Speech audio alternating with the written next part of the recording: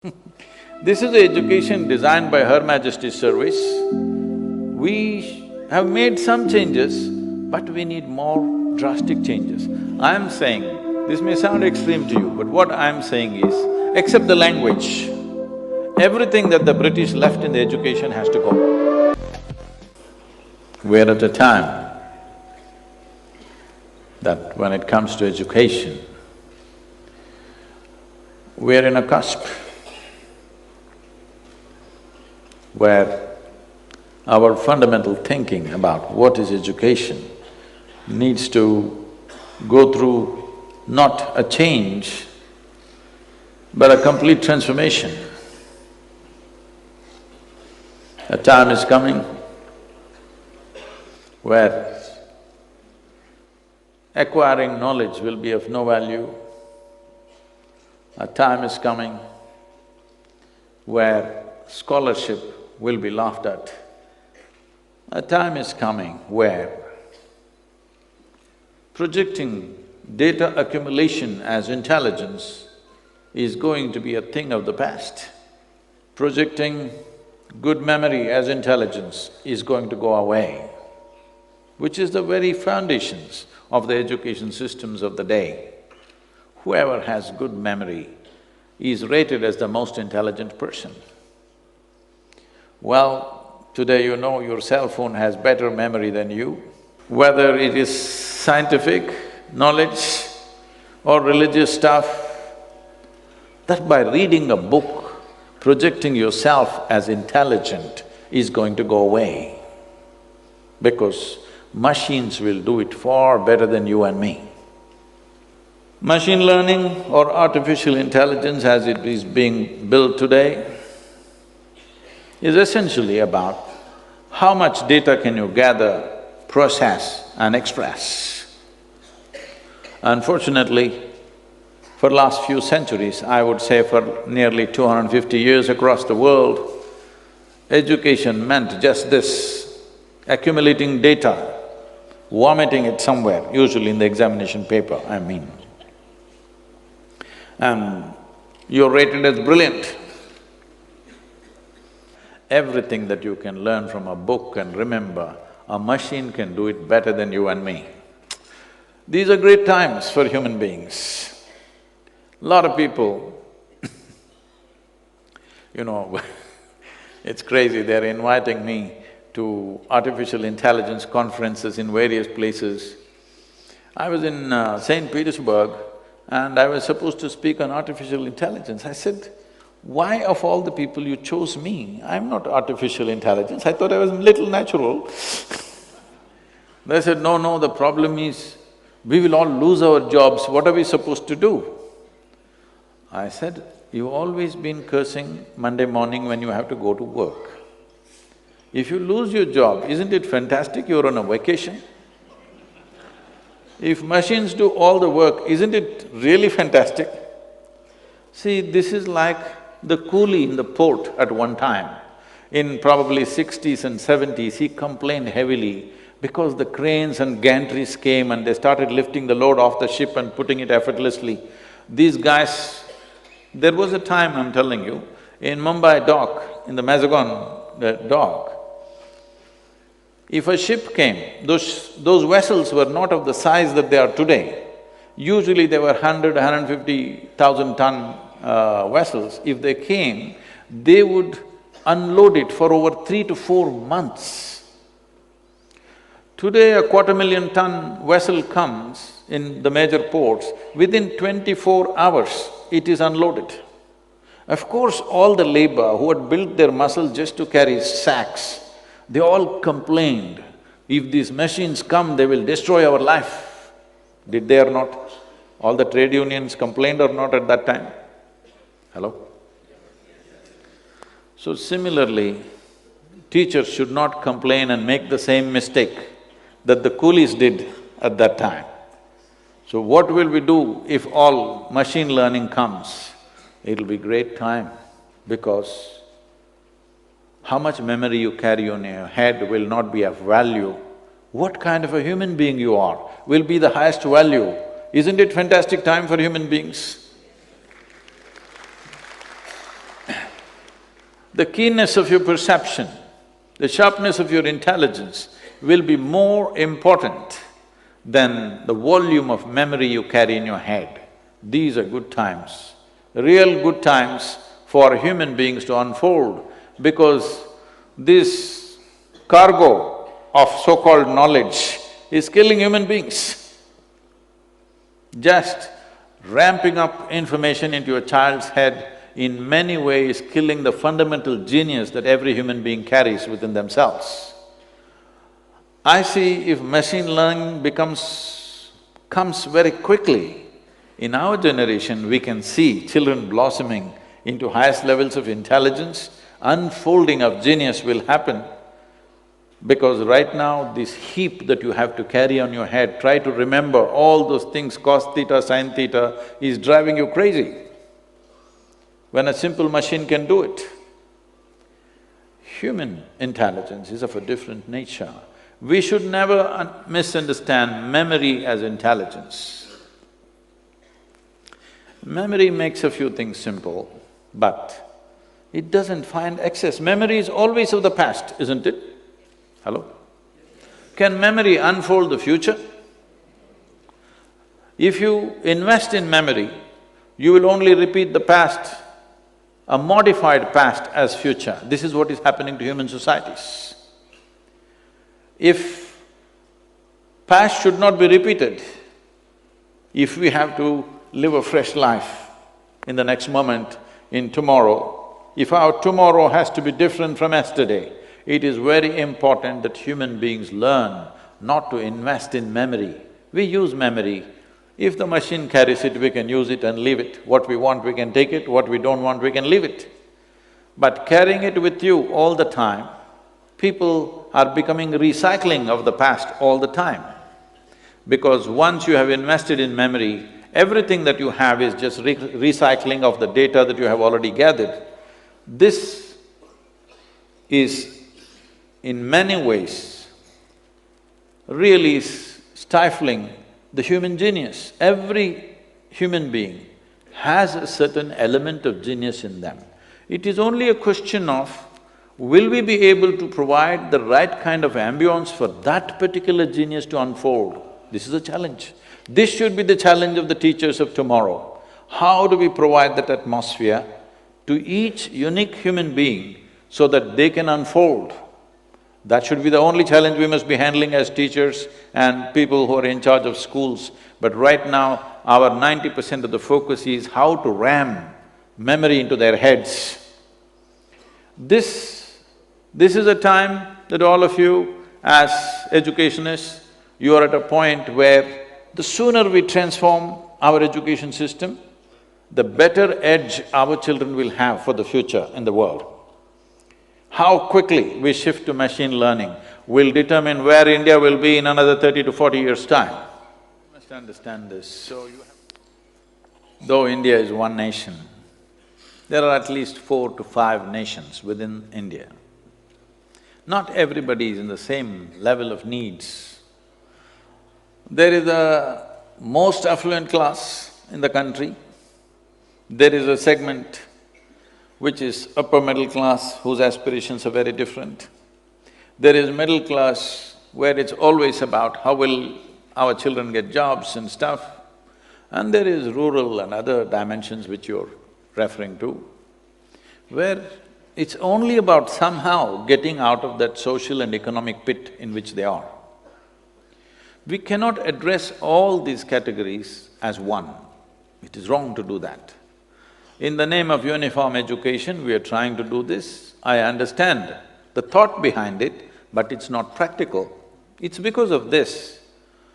Over $24 billion worth of education in India is going out to outside universities, because those who can afford, they don't want their children to study here because it is common class education. It's very important that we're able to provide for every segment of society. This is not to discriminate, this is not to segregate, but anywhere in the world it's like that. According to one's economic capabilities, different levels, whether you go to a restaurant or you take a bus or you take a train, there is first class, second class, third class, isn't it? Well, third-class people won't be taken only halfway journey, they also travel full journey. Yes or no?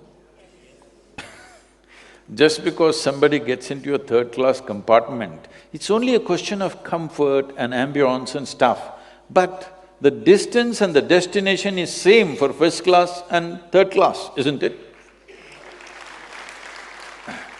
If you say we will make everything third class, a whole segment of people will not travel by train anymore, that's for sure. So, similarly in education, this is not about classes, I would not like to use the word class when it comes to education, but the needs are different. If we do not provide this, we will not create variety of human beings that we need for this nation's well-being. We need leaders, we need scientists, we need teachers, we need engineers, we need farmers, we need craftsmen, we need variety of people to make a nation happen. Right now, our entire education is actually oriented towards elite.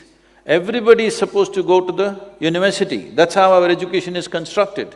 Everybody need not go to the university. University is not a place to live. Like some people in Delhi, I hear till they're 40, they're living in the university.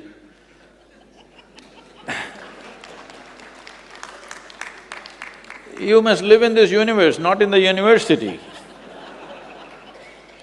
So, the whole population aiming towards the university is not the right kind of education. This is this is the education designed by Her Majesty's Service. We have made some changes, but we need more drastic changes. I am saying, this may sound extreme to you, but what I am saying is, except the language, everything that the British left in the education has to go. Language is a passport to the world, we must keep the language. Everything else need to go because that was designed for a specific purpose. Where obedience is higher than intelligence, that's not the way to bring up our children. That is the way to bring up occupied population. When we occupy a nation, we want obedience. When we're raising our children, obedience is not what we want them to flourish. We want them to be more intelligent than us. Our children must be 2 steps ahead of us, isn't it? So if that has to happen, we have to craft this. Just to give you some sense of this, we're running 3 different types of schools. More as model schools so that these systems can be incorporated by everybody. We have one level of schools in rural India, in remote places where there is usually no proper education facility. These are called Isha Vidya schools. Here the focus is mainly to get them out of their economic and social conditions. They will never get out of those social conditions in which they are, unless you move them away in some way. They must have a passport to go anywhere they want, not stuck in the same place. Almost 46 to 47% of the children who are in our schools are first generation going to school. Their parents have never been to school. This education, at the age of 6, we start English language and computer usage, because these 2 are passports for them to step out. We have another school called Isha Home School, this is for the affluent, where it is run this way, 20 children will stay in a large household with 2 committed parents, and all education happens within the house, except for libraries, laboratories and playgrounds. Everything else is largely within the home kind of atmosphere. In a very caring, committed way, this process happens. The education is in a thematic way, in the sense, we always start the school when the monsoons are pouring, so the first, second, third standard always starts off with monsoon. We get them soaked in the rain, which parents never allow them to do. They really get through and through, soaked to the bone, and then we talk about the chemistry of monsoon, the other meteorological aspects of the monsoon, the economy of the monsoon, the psychological impact of the monsoon, everything is from the monsoon Because you cannot ignore monsoon in southern India next to the western Ghats, and when monsoon is happening, you're telling them E is equal to mc squared, it's not going to work. The children are interested in the rain, they think the sky is falling apart. This is the time to get them engaged in that. So this school is run in a certain way, this costs money. This kind of arrangement costs money because for every 4.5 children, we have one adult taking care of them. So, on an average, I'm saying, this takes a very intense approach, and our maximum limit is only 340 children. Obviously, we cannot educate the whole country like this. It's just more like a model as to how it works, and it works in a brilliant way. You must come and see the children, how they shape up in these 12 years. Actually, I made 12-year education into 13 years. Because we have invested so much in art, music, theatre, sport, leadership, that when the children come to 11th standard, parents go marks mad. What about my child, where will he go, where will he go? So I said 1 year extra. So people told me, Sadhguru, who will leave their children for 1 year extra? They're eager, their children go to IIT, medical college, this one, that one. I said, this is the way it is. Those who want to withdraw their children can withdraw. This happened 3 years ago. Not a single child was withdrawn. All the parents wanted their children to go through this. Because most of these parents are thinking of sending their children to, foreign universities, outside, overseas universities and things like this. 1 more year, they settle, they have a huge exposure to leadership qualities and variety of other things. In this school, we are beginning to do this. We wanted to start separate schools for this, but because we didn't have the economic strength to do it, within the school we are doing it. We identify about 12 children, a group of 12 children, when they're in their 7th standard, and we establish a mentor. Like let's say mathematics, we have a very high-quality mathematics mentor. He takes these 12 children from the age of 10, 11 to 17. 80% of the education is only mathematics, only 20% in the other curriculum they play around a bit. But these are only focused on mathematics. If we don't do this now, that our focus is not specialized, we are only thinking of… See, there was a time in 60s and 70s, we were thinking of literacy in this country. Because when the British left, our literacy was somewhere around 7% of the population, rest were illiterate. So our whole focus was how somebody can put his name on the paper. This was our focus. So to educate millions of people to one level is different.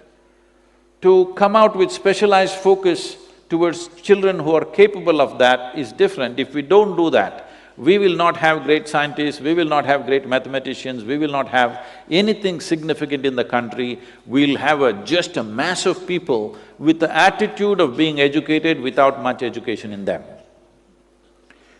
So, this is one dimension of education.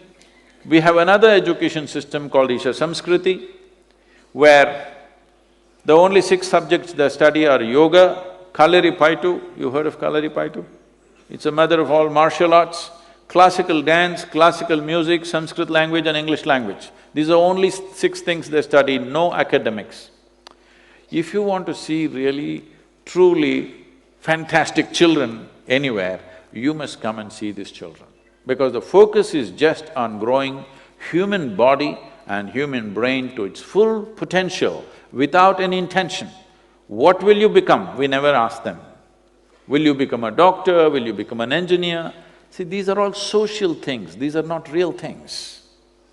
From my own experience, like he was saying that my vision is because my father is an ophthalmologist. Well, he only examined the 2 eyes, he had no instruments to examine the 3rd one.